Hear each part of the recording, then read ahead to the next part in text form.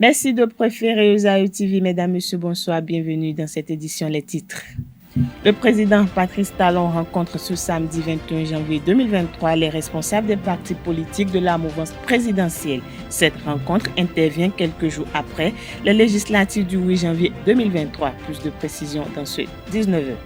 À travers un décret en date du 16 janvier 2023, le chef de l'État a nommé les membres du comité chargé du contrôle des missions de sécurisation du territoire national. Plus de détails dans cette édition. Les personnes interpellées suite à l'évasion d'un détenu, Wilfried Apoin, au CNHU de Cotonou, ont été présentées au procureur le mercredi dernier. Après l'audition, 3 d'entre eux sont placés en détention provisoire. Nous y reviendrons.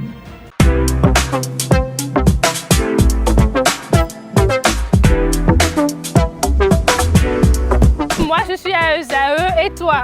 Moi, je suis en administration des finances à ESAE. Moi, je suis en diplomatie et relations internationales à ESAE. Moi, je suis en journalisme à ESAE.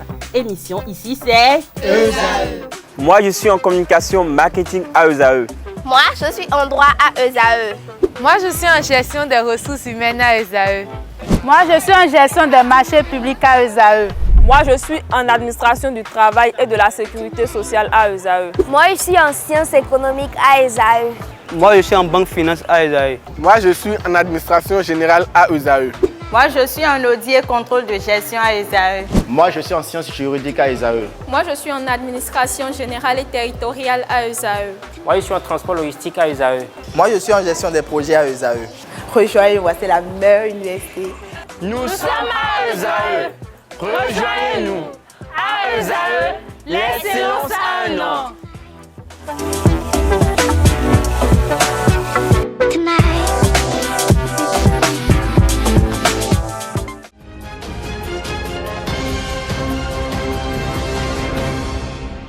À nouveau, bonsoir. Après la proclamation des résultats des élections législatives du 8 janvier 2023 par la Sénat et la confirmation par la Cour constitutionnelle, le pouvoir du président Patrice Talon est sorti majoritaire des élections législatives dernières avec 81 députés sur les 109 attendus pour la 9e législature.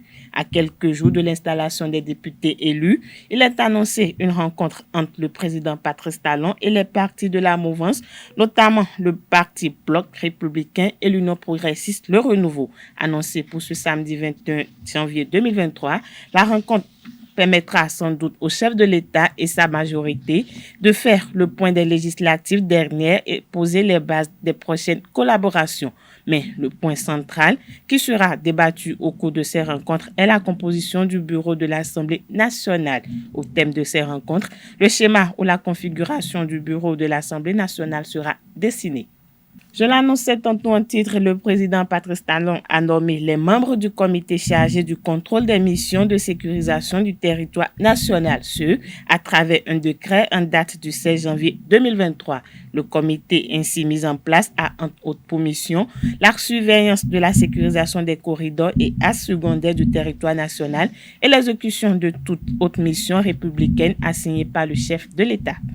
L'Institut des artisans de justice et de paix Champ d'Oiseau a organisé le jeudi 19 janvier 2023 sa première conférence sociale de l'année 2023. Cette rencontre a réuni une centaine de personnes en face de l'expert en gouvernance et en conflit, Dani Aïda. Le reportage avec Anaël Dohou.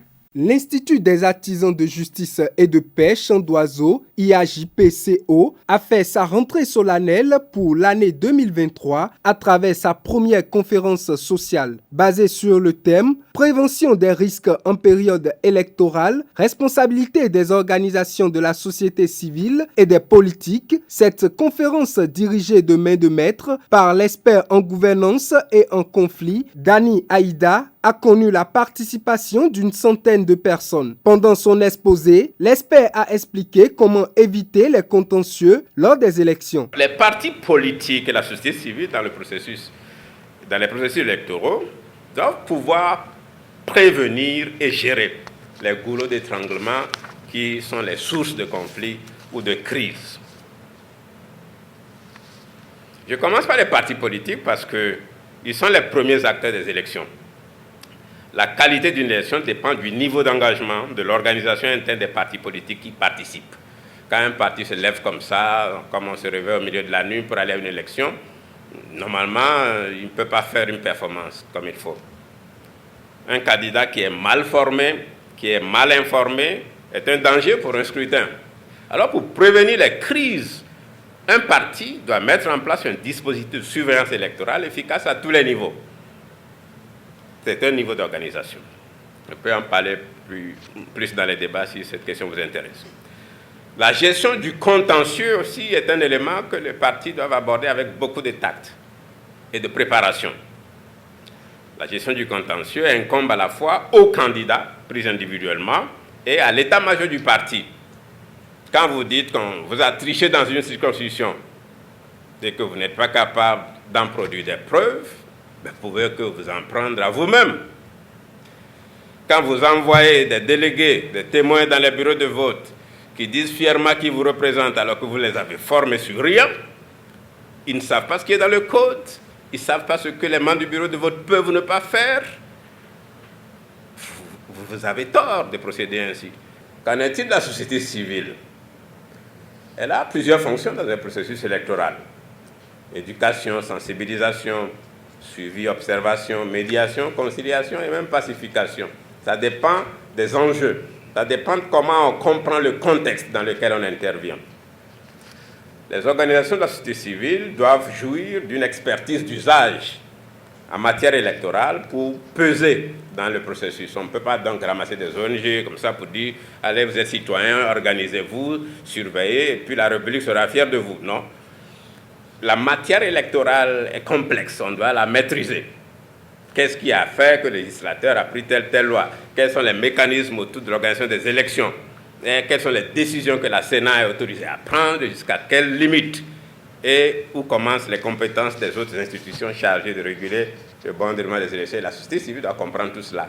L'expert a également développé plusieurs autres aspects, notamment la crédibilité des élections, la place et le rôle de la société civile et des partis politiques dans un processus électoral ouvert. À cela, les participants ont massivement apporté leurs idées et posé de multiples questions qui ont permis à tous de mieux appréhender le terme. Heureux, le père directeur n'a pas manqué d'exprimer sa joie, mais a également levé le voile sur la prochaine conférence. Et pour nous, à l'IAJP, nous sommes heureux, très heureux et édifiés de donner de la voix à une personnalité africaine qui puisse parler de façon transversale sur cette question-là, sans langue de bois, le mois prochain, c'est-à-dire le 16 février, ici même dans cette salle, à partir de 18h30, où il y aura un débat contradictoire.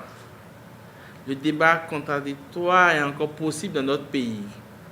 Il y aura 3 acteurs, un de la société civile, un de la mouvance et un de l'opposition, qui vont se pencher sur cette même thématique. Le 3e mois, le même thème aussi sera encore à l'honneur et nous opérons autour des cercles de réflexion. Nous allons nous organiser en cercle de réflexion avec un président par cercle de réflexion, un rapporteur, pour que nous ne soyons plus seulement spectateurs, que nous ne soyons plus consommateurs, mais que nous puissions réfléchir en carrefour. Et chaque acte sera ponctué avec ces 3 pas: la conférence, le débat et les carrefours. Je vous invite vraiment à y participer avec beaucoup de joie. Tous ressortent mieux informés sur les différents points abordés et se donnent rendez-vous pour la prochaine conférence. Les villes de Cotonou et de Boycon font vibrer au rythme des sonorités et activités de jeunesse du 27 au 29 janvier prochain. C'est la première édition du Festival des Jeunes et de la musique. L'annonce a été faite par le maire de la ville de Cotonou, Luc Setonji Atropo, ce 19 janvier à l'hôtel Nouveau Terre de Cotonou. Carles Kitoumen et Ulrich Amegankoué étaient de la partie. Suivez le compte rendu. Le Festival de la jeunesse et de la musique. Cette initiative de la Fondation Luc Setonji Atropo embrasse plusieurs pans au profit de la jeunesse béninoise. le FEGEM aidera à offrir un espace de réjouissance au profit des causes sociales, créer un cadre de brassage et d'opportunités de collaboration entre les artistes nationaux et internationaux d'une part et tous les festivaliers d'autre part. Offrir aux jeunes des opportunités de formation et d'emploi. Offrir un creuset de promotion des activités et initiatives locales. Toutes choses qu'on peut a priori considérer comme déjà existantes. Mais le FEGEM voudrait bien se prévaloir de quelques spécificités. Le volet scientifique, le développement de l'activité économique, le festival d'opportunités que l'événement est, la valorisation des villes qui accueillent ce festival. Le thème de cette première édition du FEGEM est entrepreneuriat et employabilité des jeunes. À travers ce thème, le festival servira de tribune de présentation des programmes et politiques d'emploi du gouvernement et de tribune de formation des jeunes. Le FEGEM est annuel et connaîtra une phase décentralisée à chaque édition. La ville de Boycon accueillera la phase décentralisée de cette édition qui aura lieu du 27 au 29 janvier 2023. Le FEGEM, c'est aussi plusieurs articulations. Le volet sportif avec surtout un marathon à Cotonou et à Boycon. Le volet social, le carrefour jeunesse, une activité sur laquelle sera débattu le thème du festival. Le volet culturel qui comprend un concert à Cotonou et un concert à Boycon. La programmation artistique est composée de Magic System de la Côte d'Ivoire qui se produira en concert live, des Bordeaux de la Côte d'Ivoire, Tout Femmes du Togo, les valeureux et talentueux artistes du Bénin qui sont Zénab, Faniko, Vano, Sessimen, Wedimesta, Djou, Limak, Jouvé, Ayodeli, etc. Le FEGEM, c'est aussi le fruit du soutien de tous ses partenaires. Je voudrais citer le centre communautaire EIA et son promoteur, M. Lionel Talon, qui est le premier partenaire à rejoindre le festival à travers une convention de partenariat signée avec la Fondation Luxembourg Tropo et la Fondation Magic System.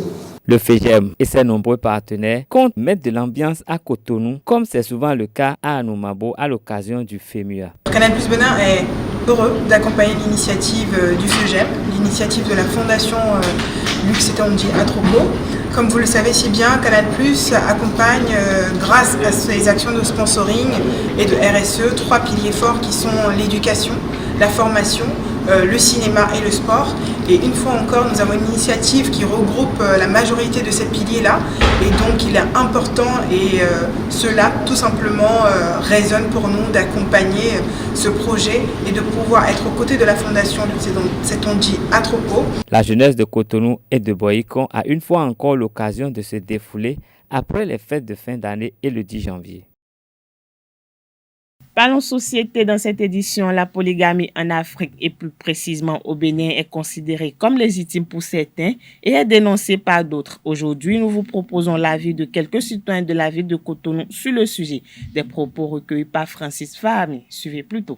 Selon Dieu, la polygamie est une mauvaise chose. En créant l'homme sur la terre, il a fait une femme à un homme. Donc, Dieu n'a pas fait 2 femmes pour un homme. Mais selon le désir des hommes, ça nous a poussé vers une deuxième femme. Non, tu vu mes temps. L'autre est dans le quoi. Et maintenant, pour si les mikado mi délai mon pour que les gbé owo. Ai sunba yin amoro nu ai sunba dasi po bono ji o. Ako yin sunu pipe o. Lo fini no la inu yen gegero asiwe dasi côté. Me no se kun sunu ko ta ben dasi we aton yin yon de ro khosa. Bode na wuli nu asuo ma ro wuli na ganji a. Sunu na je ko ta janwe. Godele no bino sin yon no kere wa. Dele no sin sunu sin jlo. Mais majorité yon nou wala so sunu ya de. Il faut que les deux s'aiment ce que Dieu a dit. Il faut que les deux là soient unis. S'il n'y a pas l'amour, si chacun regarde encore ailleurs, ça fait que les problèmes commencent par arriver dans le foyer et ça amène l'idée de l'homme, de la femme ailleurs. La polygamie, ça amène même de la tension. Parce qu'une fois que tu vois ton mari aller chez l'autre, sauf si tu ne l'aimes pas, si tu l'aimes vraiment, tu le vois aller chez ta seconde, à son retour vers toi, tu ne serais pas d'accord. Après le décès, les enfants ne s'entendent pas et les biens sont mal gérés.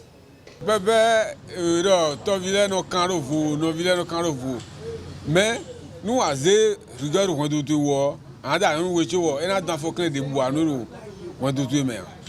ils sont obligés de s'aimer pour que les enfants ou bien les enfants ne fassent pas comme leurs parents. Parce que ce que ça entraîne, c'est beaucoup. On ne peut même pas trop dire. Moi, je vois que c'est bon de rester sur une seule femme et avoir une maîtresse en vie. Parlons justice. Dans cette édition, les personnes interpellées suite à l'évasion du détenu Wilfried Apoin au Centre national hospitalier universitaire ont été présentées au procureur le mercredi 18 janvier dernier. Après les auditions, 3 d'entre eux ont été placés en détention provisoire. Selon les informations, le procureur a décidé de mettre sous mandat de dépôt le policier chargé de la garde du détenu au moment des faits, le chauffeur personnel du détenu et une dame qui aurait mis à disposition le véhicule ayant servi à l'évasion. Il faut signaler que 4 agents de sécurité civile en poste au CNHU se retrouvent dans le lot des suspects mis sous convocation. Comme l'ancien maire